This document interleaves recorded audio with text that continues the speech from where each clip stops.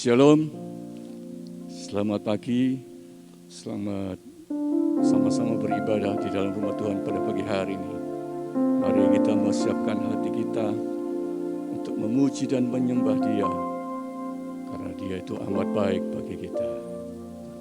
Kita mulai ibadah kita dengan doa. Bapa Surgawi, kami berterima kasih Tuhan, kalau pada pagi hari ini Tuhan masih berikan kami kesempatan untuk datang beribadah kepadamu di dalam rumah-Mu.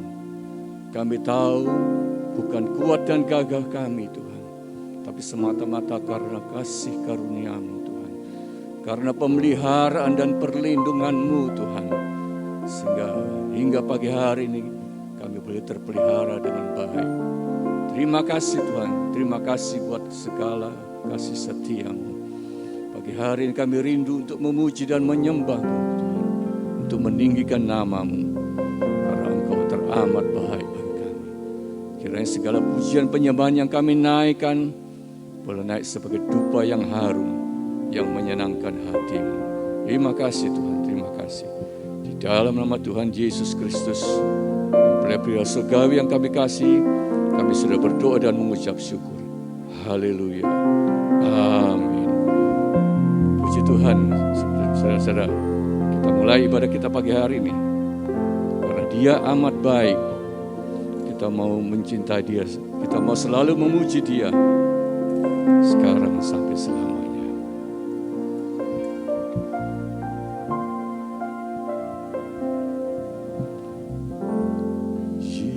Yesus, Kau sungguh baik.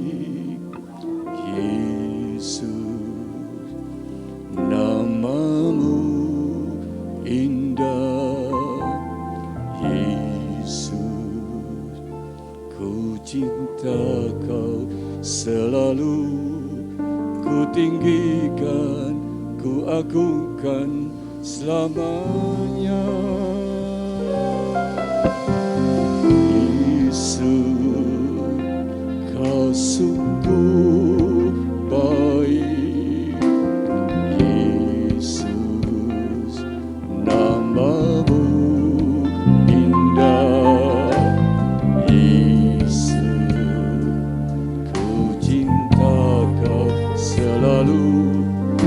Tinggikan, ku agungkan selamanya.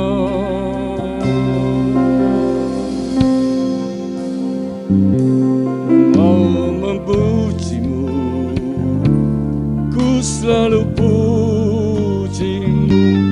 Ku mau menyembah-Mu, ku selalu sembah-Mu.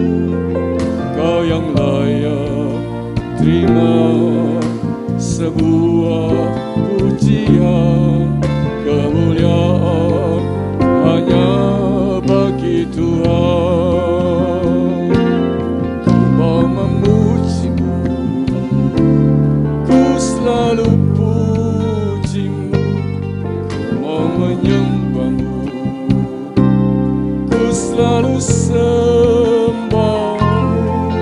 Kau yang layak terima sebuah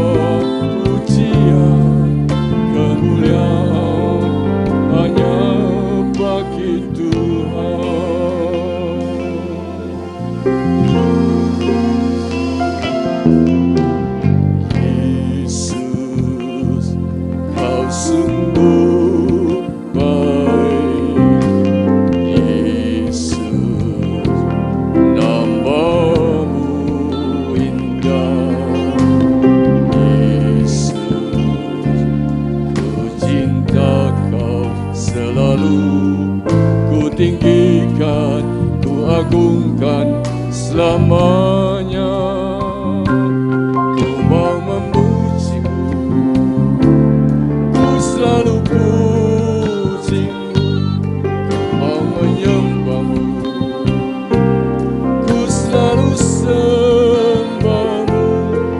kau yang layak terima semua pujian, kemuliaan hanya bagi Tuhan. Mau memujimu, ku selalu pujimu, mau menyembahmu, ku selalu sembahmu, kau yang layak terima semua pujian, kemuliaan hanya bagi Tuhan.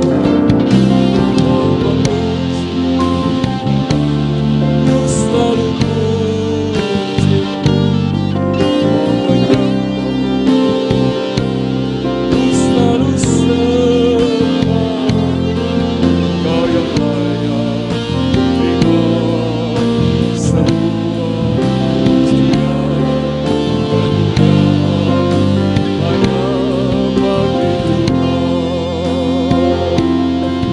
Kau yang layak terima semua pujian, kemuliaan hanya bagi Tuhan. Kau yang layak terima semua pujian, kemuliaan hanya bagi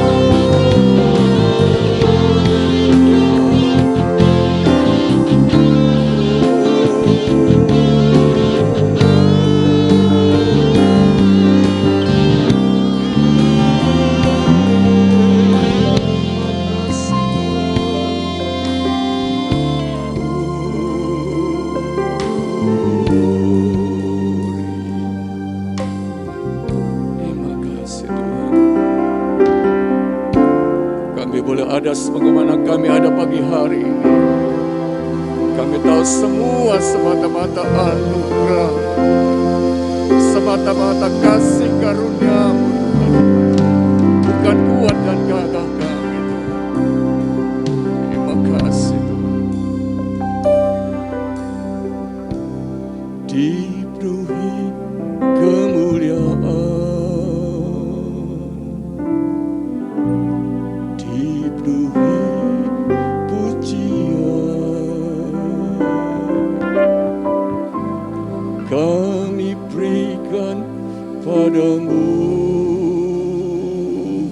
Tuhan, korban pujian.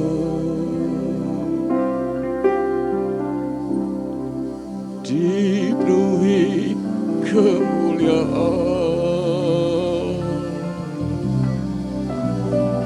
dipenuhi pujian, kami berikan padamu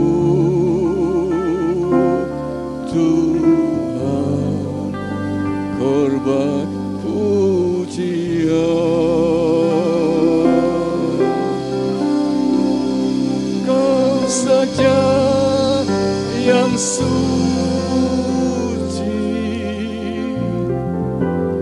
Kau saja yang layak,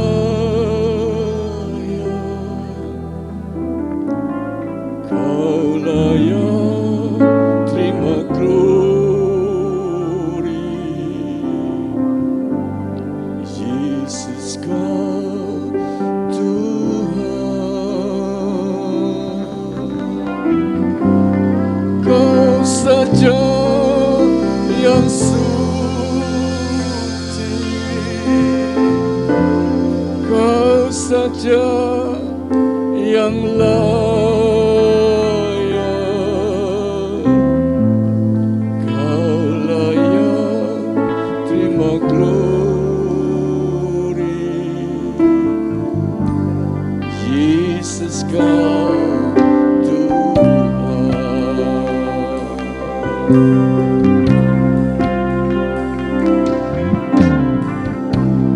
dipenuhi kemuliaan. Saudara-saudara yang bangkit berdiri, dipenuhi pujian,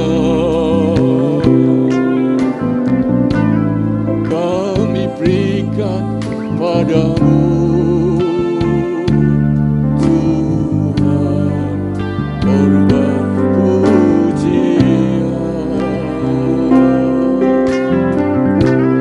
dipenuhi kemuliaan, dipenuhi pujian, kami berikan padamu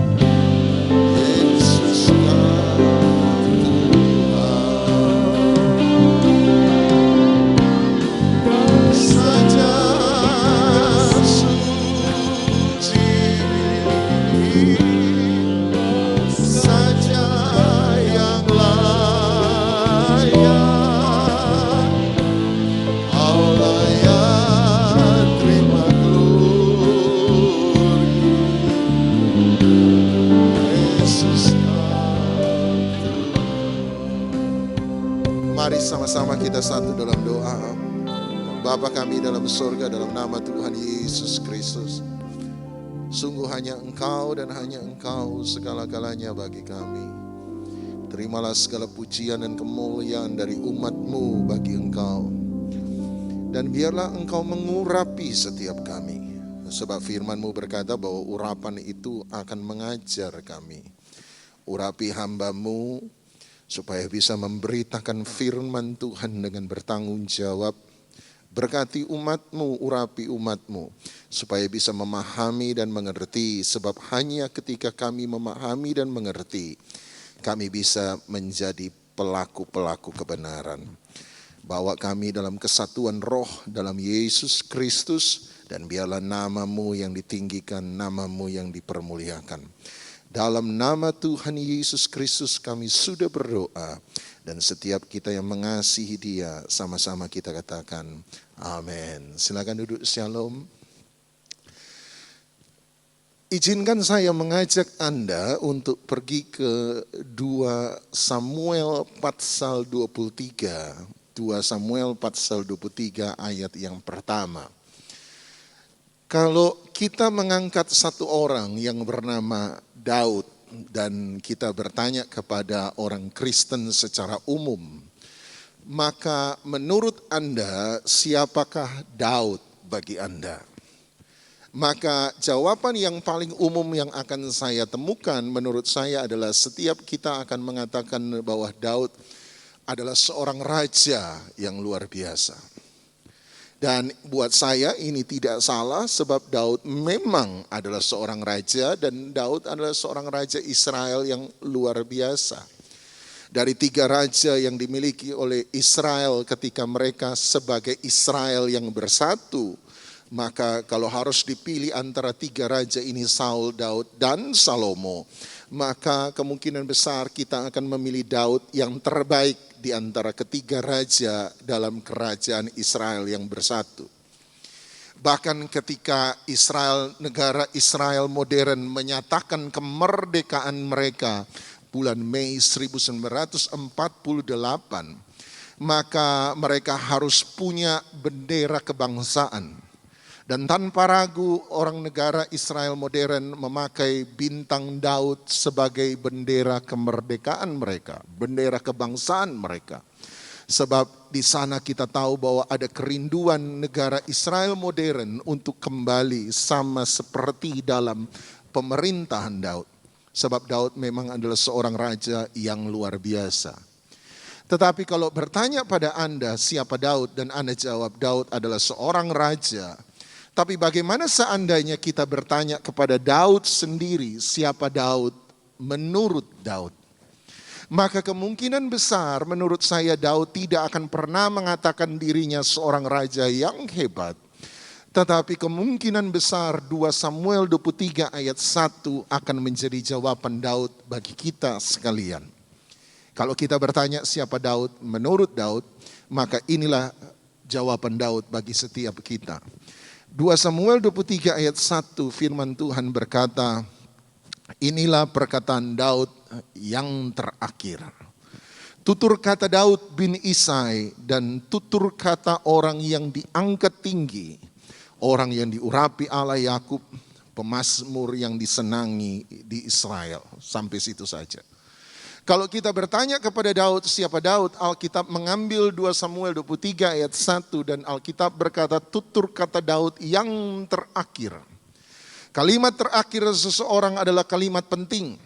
Kalimat seseorang yang terakhir dalam keadaan waras adalah kalimat yang dipilih dengan hati-hati. Bukan kalimat sembarang, bukan kalimat yang diambil ngocehan kanan dan kiri, tetapi kalimat yang diambil dengan hati-hati. Dan Daud berkata, inilah tutur kata Daud bin Isai, tutur kata yang terakhir. Dan dia kemudian berkata, siapa Daud bin Isai? Menurut Daud, nomor satu dia berkata, Daud adalah orang yang diangkat tinggi oleh Allah. Nomor dua dia berkata, orang yang diurapi oleh Allah. Dan nomor tiga dia berkata bahwa dia adalah pemazmur, pemuji, penyembah yang ada di Israel. Sekali lagi dia mengangkat 3 poin penting tentang dirinya dan tidak ada satupun kata raja di sana. Nomor satu dia berkata bahwa siapa Daud menurut Daud, dia berkata nomor satu Daud adalah orang yang diangkat tinggi oleh Allah. Nomor dua dia berkata Daud adalah orang yang diurapi oleh Allah. Dan nomor tiga dia berkata Daud adalah pemuji, penyembah yang disukai di Israel. Penyembah Allah yang disukai di Israel. Dalam dunia fisik, dalam dunia sains, ilmu pengetahuan, Anda akan menemukan ada satu sebutan istilah yang disebut vektor. Apa yang disebut dengan vektor? Vektor adalah sebuah garis lurus dari titik awal pada titik akhir yang punya arah dan tujuan. Sekali lagi, vektor dalam dunia fisika, dalam dunia sains, ilmu pengetahuan, Anda akan punya istilah yang disebut vektor. Apa itu vektor? Vektor adalah sebuah garis yang dimulai dari titik awal, berakhir pada titik akhir, dan mempunyai arah dan tujuan. Jadi ada permulaan, ada arah pertengahan, dan ada akhir tujuan. Kalau saya bisa menggunakan vektor untuk menjelaskan 3 jawaban Daud, maka ketika Daud berkata, aku adalah orang yang diangkat tinggi oleh Allah, itu adalah titik awal dalam hidupnya. Ketika dia berkata bahwa aku adalah orang yang diurapi oleh Allah, maka itu bicara tentang proses dan arah tujuan dalam hidupnya. Dan ketika dia berkata aku adalah pemuji dan penyembah Allah yang disukai di Israel, maka itu adalah titik akhir dalam kehidupannya. Dengan kata lain saya bisa berkata, ketika Daud berkata aku adalah orang yang diurapi oleh Allah, itu bicara soal identitas dirinya yang sesungguhnya. Ketika dia bicara tentang aku adalah orang yang orang yang diangkat tinggi oleh Allah, itu bicara tentang identitas dirinya yang sesungguhnya. Ketika dia bicara tentang dirinya sebagai orang yang diurapi oleh Allah, itu bicara tentang misi, tujuan dalam misi utama dalam hidupnya. Dan ketika dia bicara tentang menjadi penyembah, pemuji, pemazmur yang disukai Israel, itu bicara tentang visi atau tujuan dalam hidupnya. Sekali lagi, yang diangkat tinggi oleh Allah bicara tentang identitas dirinya. Yang diurapi oleh Allah bicara tentang misi dalam hidupnya. Dan bicara tentang menjadi penyembah Allah yang disukai di Israel, itu bicara tentang visi, goal dalam kehidupannya. 3 hal ini Anda harus dan saya harus alami. Sebab kita perlu identitas, kita perlu misi dalam hidup ini, dan kita perlu goal, tujuan, visi dalam kehidupan kita. Mari kita lihat seberapa jauh saya bisa mengcover ini, tapi saya mengajak Anda untuk melihat yang pertama lebih dahulu. Nomor 1, ketika kita bertanya pada Daud, siapakah Daud? Maka Daud dengan sangat mudah untuk berkata, Daud adalah orang yang diangkat tinggi oleh Allah. Siapa Daud? Menurut Daud sederhana, Daud adalah orang yang pernah ditolong oleh Allah. Orang yang pernah diselamatkan oleh Allah. Orang yang pernah dirubah oleh Allah. Orang yang pernah diangkat oleh Tuhan. Mazmur 23, ada pertentangan Mazmur 23 dalam kebanyakan peneliti Alkitab. Secara mayoritas peneliti Alkitab percaya bahwa Mazmur 23 ditulis Daud pada waktu dia masih muda, ketika dia mengembalakan kambing dan domba yang hanya 2-3 ekor menurut kesaksian kakak-kakaknya. Tetapi sebagian lagi secara minoritas percaya bahwa Mazmur 23 tidak ditulis Daud pada masa usia muda ketika dia masih anak belasan tahun mengembalakan kambing domba di padang rumput. Tetapi sebagian kecil peneliti Alkitab percaya bahwa Daud menulis Mazmur 23 justru di masa usia tua. Saya adalah sebagian orang, saya adalah salah satu orang yang percaya bahwa Mazmur 23 tidak dituliskan Daud di usia muda, tetapi saya adalah orang yang percaya bahwa Mazmur 23 ditulis Daud justru di usia tua. Kenapa saya percaya demikian? Alasan nomor satu, sebab Mazmur 23 bukan hanya sekedar nyanyian biasa. Tapi Mazmur 23 bicara tentang perjalanan kehidupan seseorang. Anda akan menemukan Mazmur 23 akan memuat esensi dari hidup manusia itu sendiri. Tentang proses dan perjalanan hidup manusia. Itu sebabnya Mazmur 23 bisa dibagi menjadi dua bagian besar. Bagian pertama Mazmur 23 bicara tentang pengalaman gunung dalam hidup seseorang. Apa itu pengalaman gunung, Pak? Pengalaman gunung adalah pengalaman yang membahagiakan. Pengalaman gunung adalah pengalaman yang menyenangkan. Pengalaman gunung adalah pengalaman bicara tentang kemenangan dalam hidup seseorang. Itu sebabnya Anda menemukan Mazmur 23 dimulai dengan Tuhan menuntun aku pada jalan yang benar. Dia membaringkan aku di padang rumput hijau. Dia membawa aku ke air tenang. Dia menyegarkan jiwaku. Itu bicara tentang pengalaman yang indah, pengalaman gunung yang indah.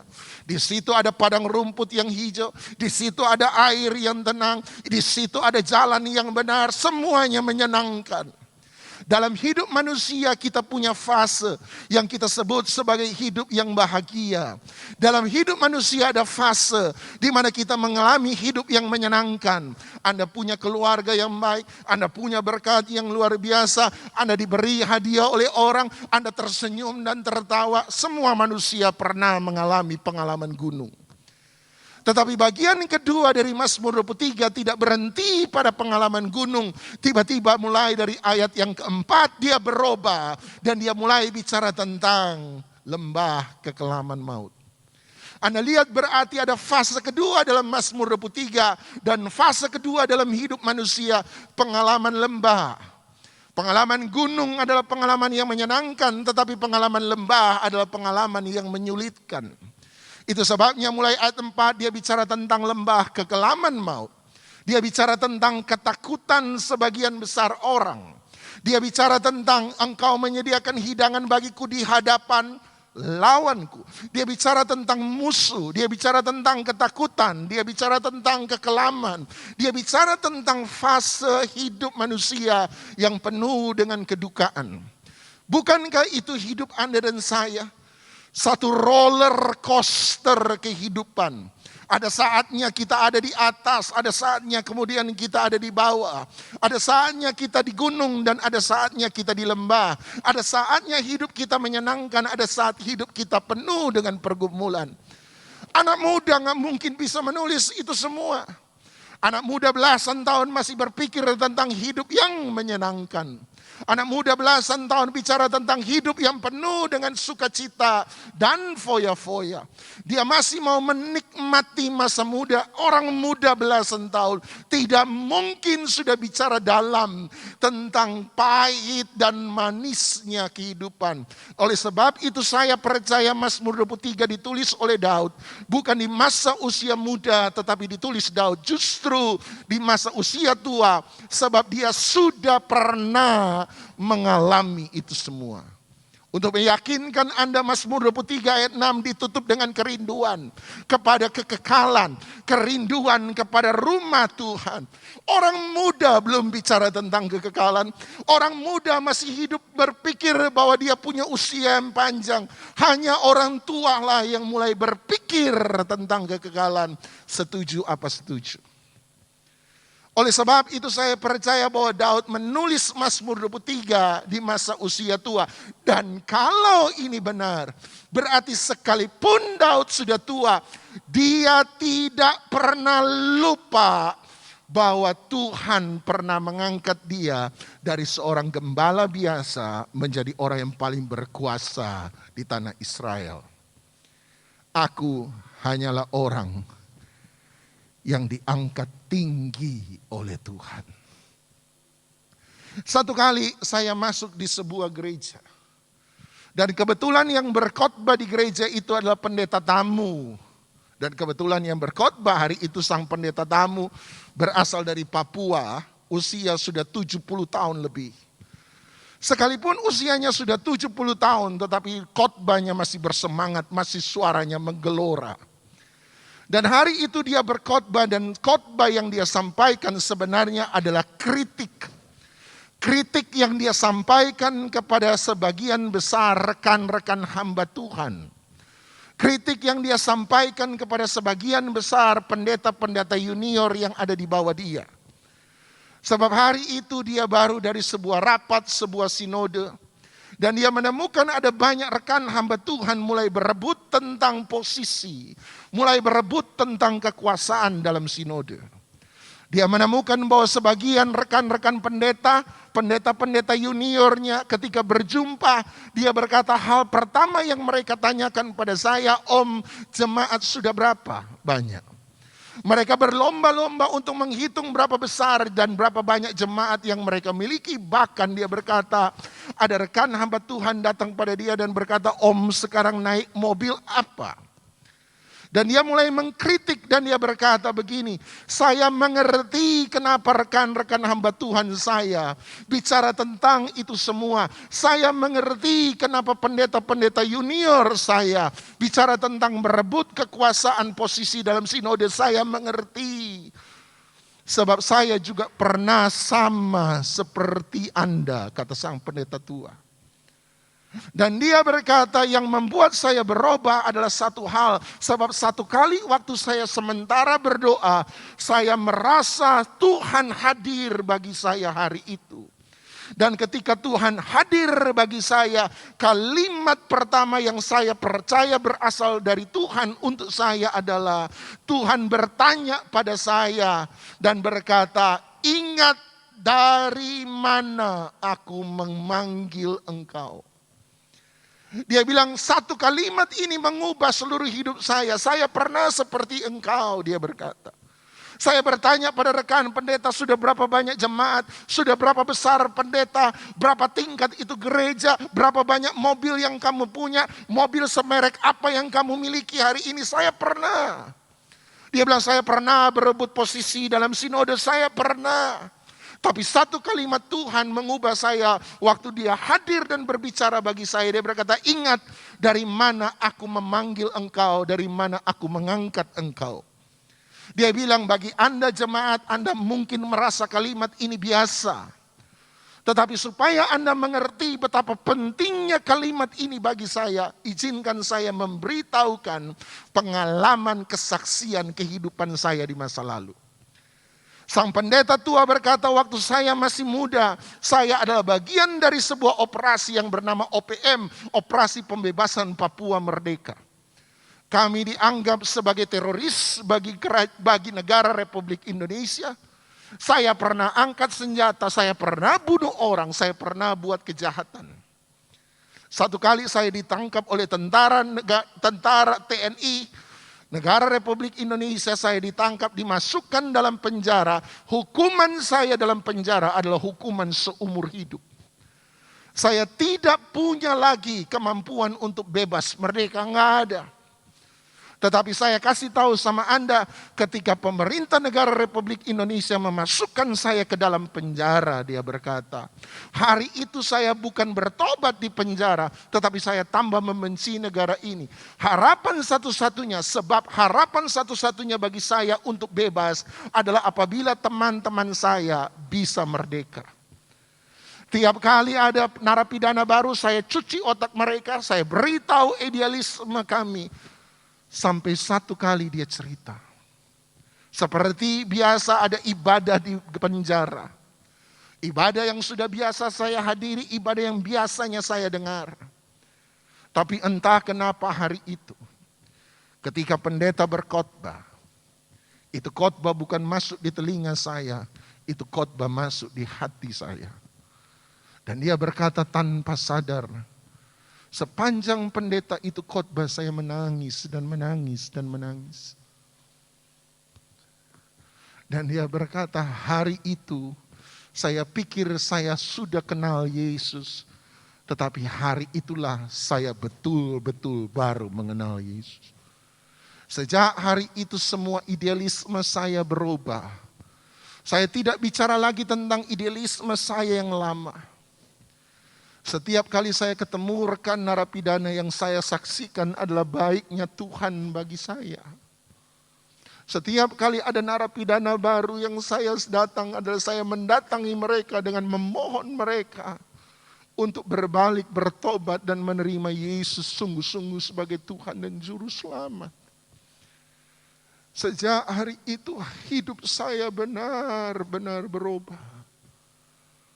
Saya tidak lagi peduli tentang apa yang ada di masa lalu. Saya hanya memandang pada kebebasan sejati yang disediakan Yesus bagi saya. Dan dia berkata, satu kali kepala penjara panggil saya. Dan waktu saya menghadap kepala penjara berkata, sudah bertahun-tahun saya melihat bahwa hidupmu sungguh-sungguh berubah. Dan karena hidupmu sungguh-sungguh berubah, tanpa engkau tahu, saya memasukkan namamu sebagai salah satu orang calon penerima grasi presiden. Dan hari ini saya beritahukan kepada kamu, permohonan grasi presidenmu diluluskan. Dan kamu sekarang jadi orang bebas, merdeka. Waktu saya keluar dari penjara sang pendeta tua, tempat pertama yang saya datangi bukan rumah orang tua, bukan rumah saudara saya. Tempat pertama yang saya datangi adalah gereja. Saya minta ketemu dengan Bapak Pendeta. Saya cerita semua hidup saya yang lama. Saya cerita semua dosa saya yang lama. Dan saya bilang sama Pak Pendeta, maukah Pak Pendeta menerima saya untuk ada di gereja ini? Bisakah Bapak Pendeta menerima saya untuk lakukan apa saja, tidak peduli mulai dari tukang pel paling bawah, saya mau lakukan untuk Tuhan saya. Kemudian dia berkata, Bapak Ibu, jadi ketika Tuhan Yesus bilang sama saya, ingat baik-baik dari mana aku panggil engkau. Ingat baik-baik dari mana aku angkat engkau. Saya ngerti apa yang dia katakan. Sebab saya hanyalah sampah yang sudah dibuang orang untuk mati di penjara. Tapi dia angkat saya untuk hidup di dalam dia. Saya adalah orang yang tidak punya harapan untuk bebas hari besok. Tapi karena Yesus saya menjadi orang merdeka. Saya adalah orang penjahat, tapi yang dia angkat menjadi seorang yang berguna bagi kerajaan sorga. Dia bilang, saya ngerti arti kalimat itu. Saya sampah yang dia jadikan intan dan permata bagi mahkota yang mulia. Saya sampah, tapi dia angkat saya tinggi. Ingat dari mana Tuhan panggil kita. Ingat dari mana Tuhan tolong Anda dan saya. 2 Samuel pasal 7.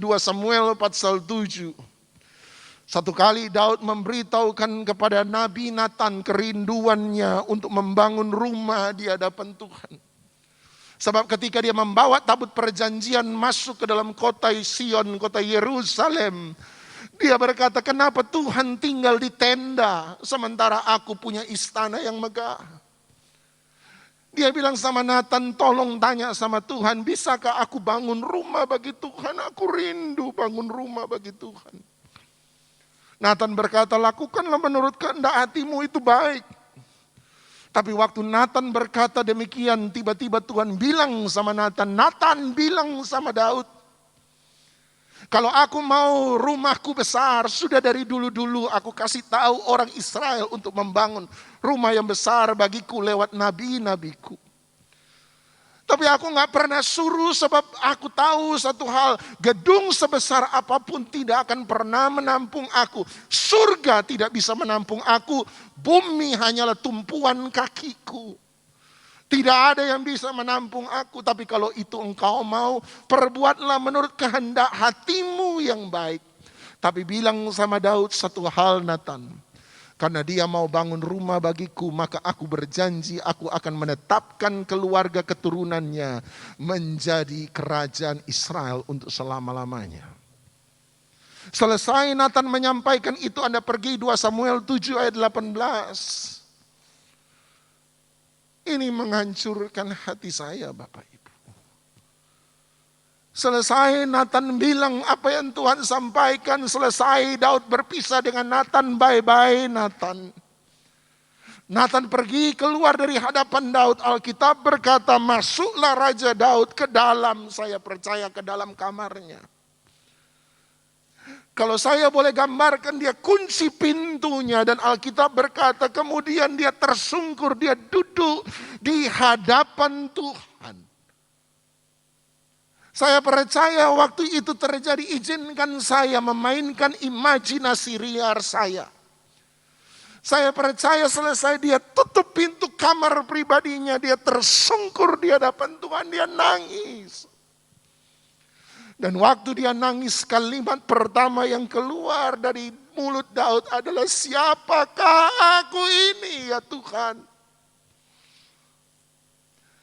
Siapakah aku ini ya Tuhan? Sampai Engkau mengangkat keluargaku, mengangkat aku setinggi ini.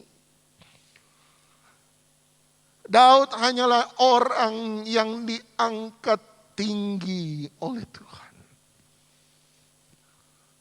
Hari ini saya mengajak Anda pada satu pesan sederhana.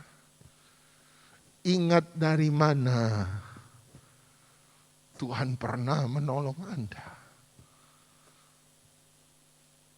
Setiap kali saya merasa lelah, setiap kali saya merasa lemah, saya ingat pengalaman saya waktu usia 9 tahun.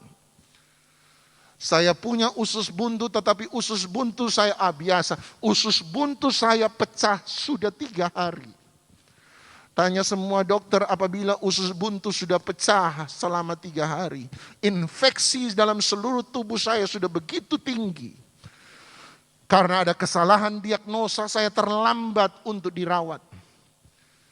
Dokter berkata kesempatan hidup saya hanya 1-10%. Bahkan waktu saya dibawa ke rumah sakit sudah terlambat. Saya dibawa ke rumah sakit jam 10 malam. Dokter yang mau operasi saya berkata, saya tidak mau operasi. Sebab kesempatan hidup anak ini terlalu kecil.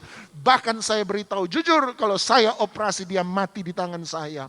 Tapi kalau Anda tidak operasi, saya beritahu kalau anak ini tidak selamat, matahari belum terbit besok anak ini udah mati. Dia bilang sama orang tua saya, kalau Bapak mau cari, tolong cari dokter lain. Sebab saya tahu satu hal, kalau saya yang operasi, dia mati di tangan saya. Hidup saya tinggal 1%. Tapi apa yang mustahil bagi manusia, tidak ada yang mustahil bagi Tuhan. Dokter pengganti yang mengoperasi saya waktu belas 19 jahitan di perut saya, keluarkan semua usus, bersaksi bilang sama orang tua saya, waktu dia buka yang keluar darah, tetapi darah yang keluar bukan warna merah, darah yang keluar warna kopi susu, sebab seluruh darah saya sudah bercampur dengan nanah. Infeksi saya sudah sangat tinggi. Itu sebabnya kalau saya masih hidup hari ini sama seperti Daud, saya hanya bisa bilang satu hal. Tuhan yang angkat tinggi saya. Tuhan yang tolong saya. Hari ini ingat kembali pada semua kebaikan Tuhan. Mari kita datang pada Dia. Saya minta tolong pemain musik satu lagu saja. Lagu lama. Hanya ini Tuhan persembahanku, segenap hidupku, jiwa dan ragaku. Sebab tak ku miliki harta kekayaan yang cukup berarti untuk ku persembahkan. Hanya ini Tuhan,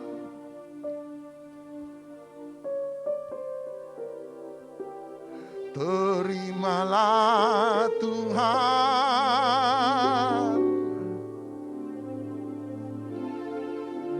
pakailah hidupku sebagai alat seumur. Tanya sama orang, siapa Daud menurut engkau? Sebagian besar orang akan jawab, Daud adalah orang yang sukses.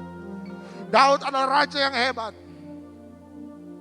Tapi kalau Anda tanya Daud, siapa Daud menurut Daud?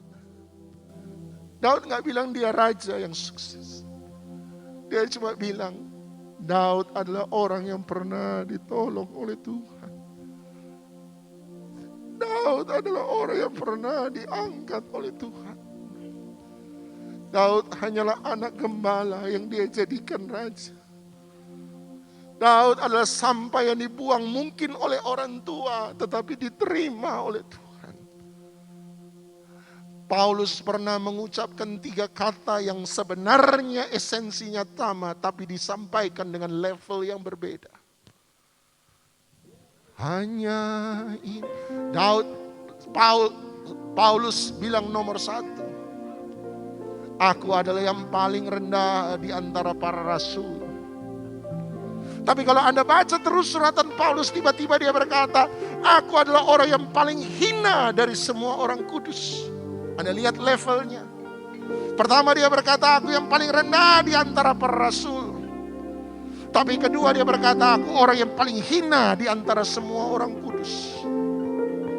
Tapi yang ketiga, pada suratannya yang terakhir, Paulus bilang lagi yang paling rendah di antara para rasul. Dia tidak pernah bilang bahwa dirinya adalah yang paling hina di antara orang kudus. Tiba-tiba yang ketiga dia berkata, aku adalah orang yang paling berdosa. 3 pengalaman, 3 statement ini keluar dalam satu pengalaman ketika dia bicara bahwa bagaimana dulu dia membunuh murid-murid Yesus. Dia mengalami pengalaman Damaskus, dan pengalaman Damaskus adalah pengalaman yang mengangkat dia tinggi. Hari ini saya tidak tahu pengalaman Anda apa.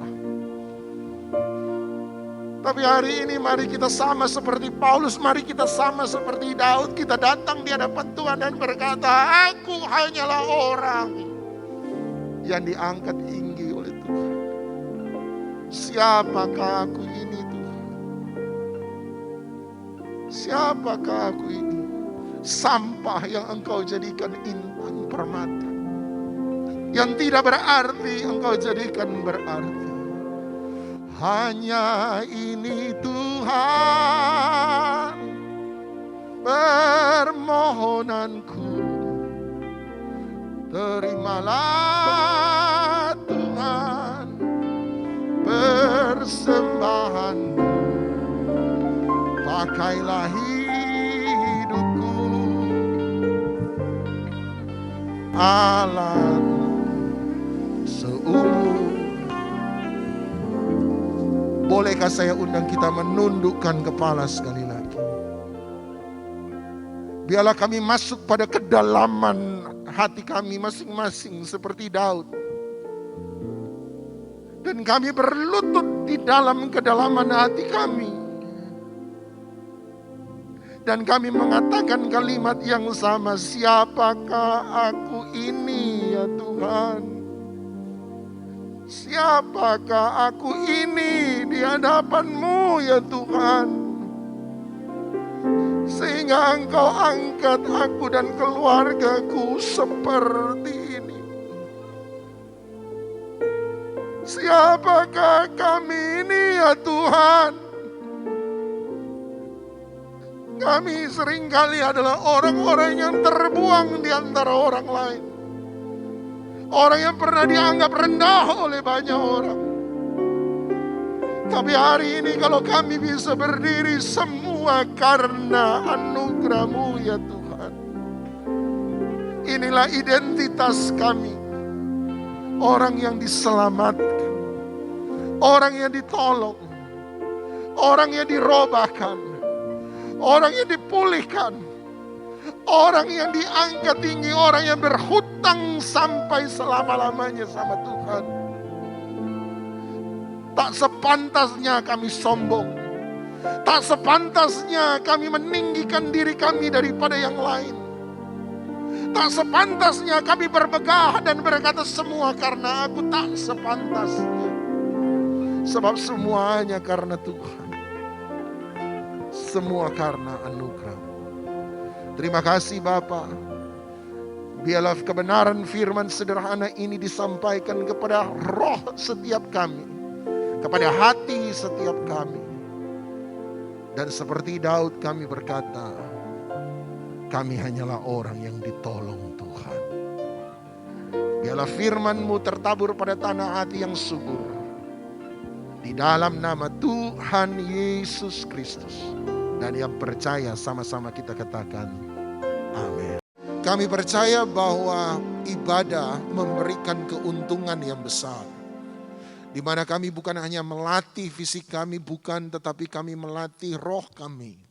Dan kami percaya Amsal yang berkata bahwa hidup itu mengalir dari apa yang ada dalam hati kami, jiwa, roh kami.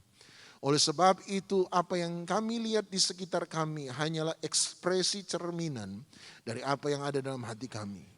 Oleh sebab itu hari ini kalau kami pulang dengan sukacita, maka hidup di sekitar kami akan penuh dengan warna sukacita.